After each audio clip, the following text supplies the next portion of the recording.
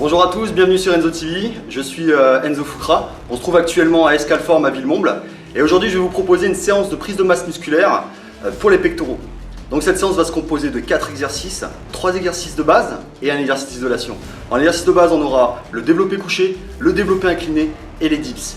En exercice d'isolation on aura les écartés couchés. On effectuera 4 séries par exercice. La fourchette de répétition de travail, 6 à 10 répétitions. Ça variera selon les exercices. Gardez en tête que pour travailler la masse musculaire, 6-10 c'est la fourchette dans laquelle vous devez travailler. En dessous de 6, on sera plus sur des filières nerveuses, donc on développera plus la force. Au-delà de 10, on sera plus en hypertrophie sarcoplasmique, le volume. Alors j'en vois déjà certains qui me disent ouais mais la masse et le volume c'est la même chose. Ben non, c'est deux styles de travail complètement différents et j'essaierai dans une vidéo ultérieurement de différencier un petit peu les deux termes. Au niveau du temps de repos, 2 minutes de repos entre chaque série. Pourquoi ? Il nous faut pas mal de temps de repos parce que le principe de l'entraînement, ça va vraiment être d'utiliser le maximum de poids en restant avec une technique irréprochable. Ok ? Vous êtes prêts ? On est parti.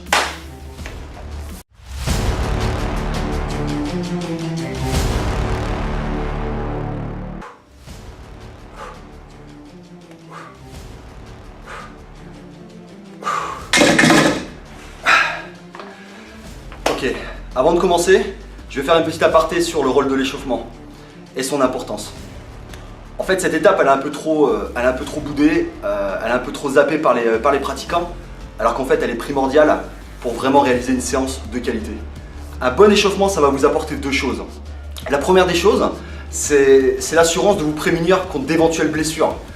Avec un bon échauffement, on va chauffer les articulations, les tendons, on va s'assurer d'avoir une bonne élasticité musculaire.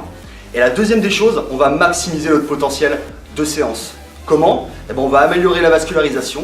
Une meilleure vascularisation est égale à meilleur transport d'oxygène. Plus d'oxygène est égal à plus d'ATP, donc plus d'énergie. Et deuxièmement, ça va vous permettre de stimuler le système nerveux afin de profiter vraiment d'une qualité de contraction maximale. Donc ne zappez pas l'échauffement. Alors, comment on s'échauffe ? Personnellement, je vous conseille de réaliser 3 séries d'échauffement avant votre série effective. Première série, une série de 15 à 20 répétitions à peu près 20-30% de la charge utilisée, de la première charge que vous allez utiliser. Deuxième série, de 10 à 15 répétitions à peu près 50% de la charge que vous allez utiliser. Et enfin, dernière série, on va plus être sur du 5-8 répétitions à 75% de la charge que vous avez utilisée. Le temps de repos entre chaque série, 1 minute 30, pas plus. N'oubliez pas, ça reste un échauffement, en aucun cas, vous devez aller jusqu'à l'échec. Ok ? Allez, on est parti pour le premier exercice.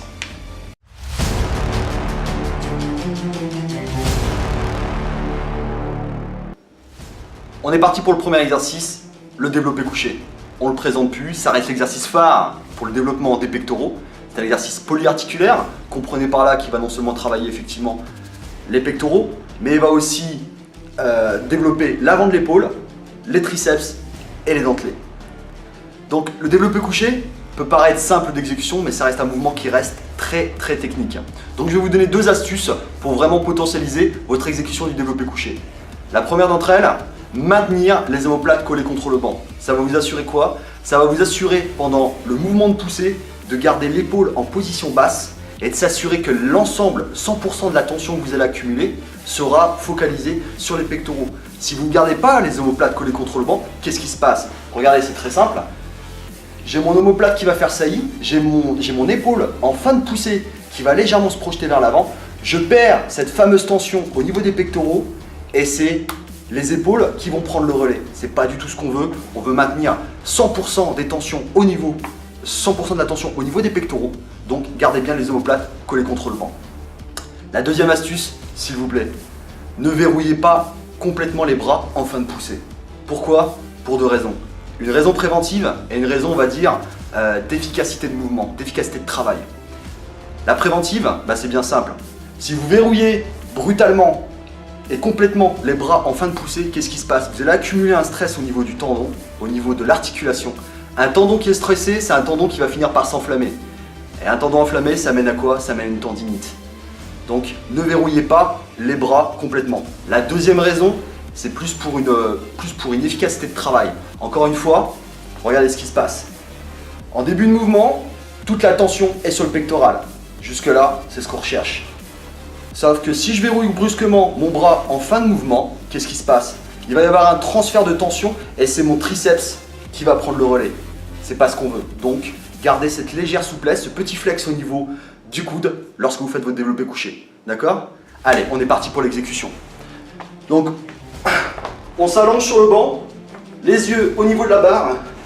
Alors, selon le matériel que vous avez dans vos salles, il y a généralement un petit indicateur. Ça vous évite d'avoir une barre qui est asymétrique, qui est placée asymétriquement. Au niveau de la prise, on va être légèrement supérieur à la largeur d'épaule, d'accord? Tâchez de toujours verrouiller avec vos pouces pour plus de sécurité. On va développer la barre au-dessus de la poitrine, d'accord? Maintenez les omoplates collées en arrière, vous faites une légère adduction des omoplates. Petit flex au niveau des coudes. Et là, je vais descendre la barre en inspirant sur 2 secondes. On contrôle le mouvement. On descend la barre sur une ligne téton, sternum, téton. Pas trop basse, ni trop haut. Gardez ce repère. Contact avec la poitrine, sans pause de barre. Et je pousse de manière énergique sur 1 seconde, en expirant. Voilà ce que ça donne.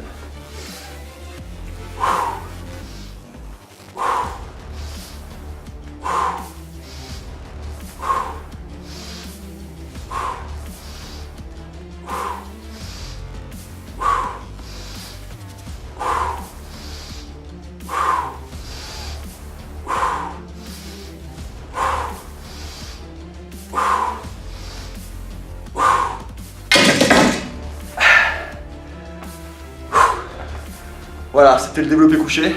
J'espère que ces petits conseils vont vous faire redécouvrir cet exercice, car ça doit rester votre meilleur ami pour le développement des pectoraux. On est parti pour le deuxième exercice, suivez-moi.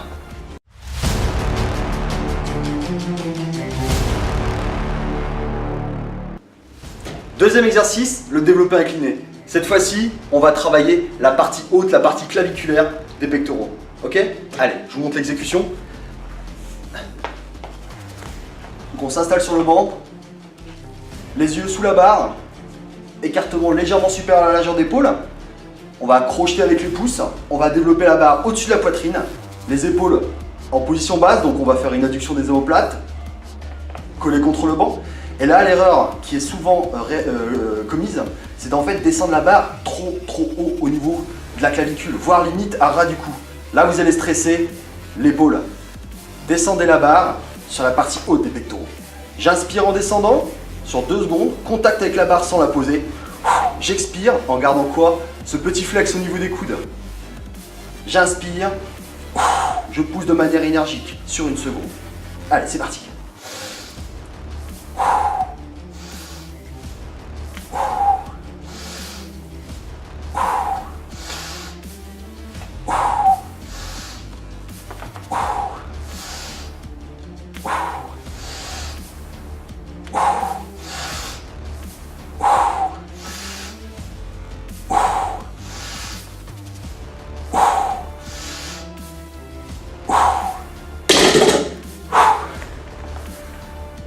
Pour cet exercice, on réalisera donc 4 séries de 8 à 10 répétitions, 2 minutes de repos. Ok?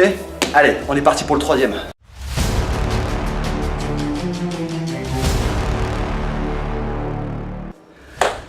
On est parti pour le troisième exercice, les dips. Personnellement, j'adore cet exercice. Pourquoi? Parce que c'est un exercice complet qui va solliciter toute la ceinture scapulaire. Comprenez par là toute la partie haute du buste. D'accord? Allez, on est parti. Donc pour vous positionner, vous allez saisir la partie fuyante de la barre, de chacune des barres, d'accord? La partie droite, les parties parallèles seront réservées pour le travail des triceps. Nous, ce qu'on veut travailler, c'est les pectoraux, d'accord? Je saisis donc la partie fuyante de chaque barre. Première des choses, je vais m'assurer d'une bonne stabilité au niveau du corps. Comment? Je gagne au niveau des abdominaux. Je contracte les fessiers, les jambes vont être serrées l'une contre l'autre. Je vais pencher légèrement le buste vers l'avant. J'inspire en descendant. Une fois que mes bras sont parallèles au sol, je remonte en expirant, en maintenant une petite souplesse au niveau du coude. Ok? Petite astuce, lorsque vous poussez, lorsque vous êtes en phase de pousser, ayez cette volonté de vouloir ramener les 2 barres l'une contre l'autre. Ça va vous assurer quoi? Ça va vous assurer un terrible pic de contraction. Ça va vous assurer aussi de recruter un maximum de fibres musculaires. D'accord? Allez, on est parti.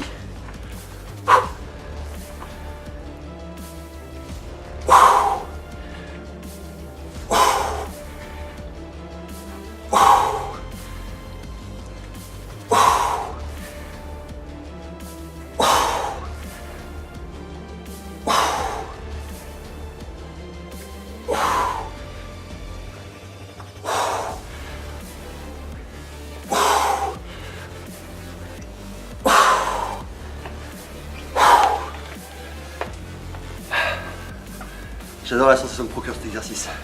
Si jamais votre poids de corps vous permet de faire beaucoup plus que les 10 répétitions maximales de la fourchette, n'hésitez pas, vous vous lestez, vous prenez une ceinture, une chaîne, vous mettez un poids. Ou alors pour ceux qui réussissent, vous prenez une haltère, vous la calez entre les pieds. Quoi qu'il en soit, cet exercice, ce sera 4 séries, 8 à 10 répétitions. Allez, on est parti pour le dernier exercice.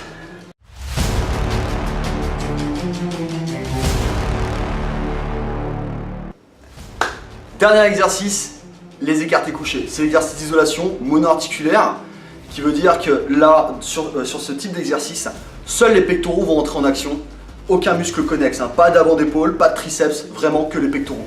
Donc j'aime bien terminer par cet exercice, pourquoi? Parce que ça va nous permettre, en fin de séance, de bénéficier d'un bon étirement, ce qui est toujours appréciable. Donc, les écartés couchés, cette fois-ci, vont nous permettre de travailler la partie centrale des pectoraux. Ok, donc on prend les haltères sur les cuisses, on les accompagne avec les genoux, on s'allonge sur le banc, on développe les haltères au-dessus de la poitrine, on va adopter un petit flex au niveau des coudes, et là on va descendre les haltères de part et d'autre du corps en arc de cercle. Comme vous pouvez vous en apercevoir, l'angle que forme mon avant-bras et mon bras en aucun cas ne change. J'inspire pour profiter de l'expansion thoracique. Une fois que les haltères arrivent au niveau de l'épaule, je remonte en expirant. J'inspire, je descends les haltères sur 2 secondes. J'inspire.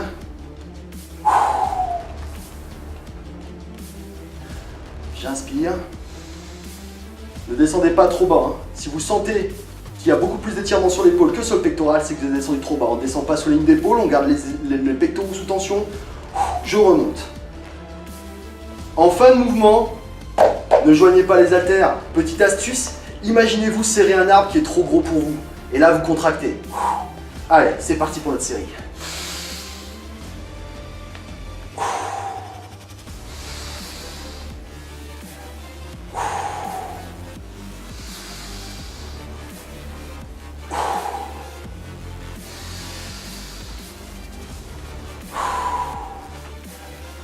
J'inspire.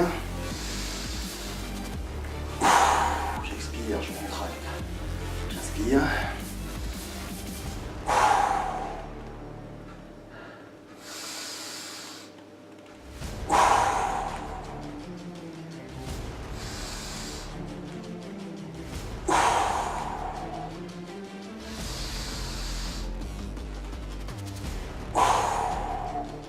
Une fois qu'on a terminé notre séance, ramenez les genoux, je pose les haltères sur les genoux et je raccompagne le tout. C'était les écartés couchés. Voilà, cette vidéo est terminée. J'espère que vous avez aimé la séance, j'espère que vous allez la tester. Si c'est le cas, vous n'hésitez pas, vous laissez des commentaires pour partager vos ressentis, vos sensations. Si jamais cette vidéo vous a donné envie de suivre la chaîne et de voir les futurs contenus qui vont y être dispensés, notamment la semaine prochaine, une vidéo sur un entraînement de masse triceps biceps en superset, vous n'hésitez pas, vous vous abonnez. D'ici là, je vous souhaite tous un très bon entraînement et je vous dis à bientôt. Vous étiez sur Enzo TV, bye bye, ciao.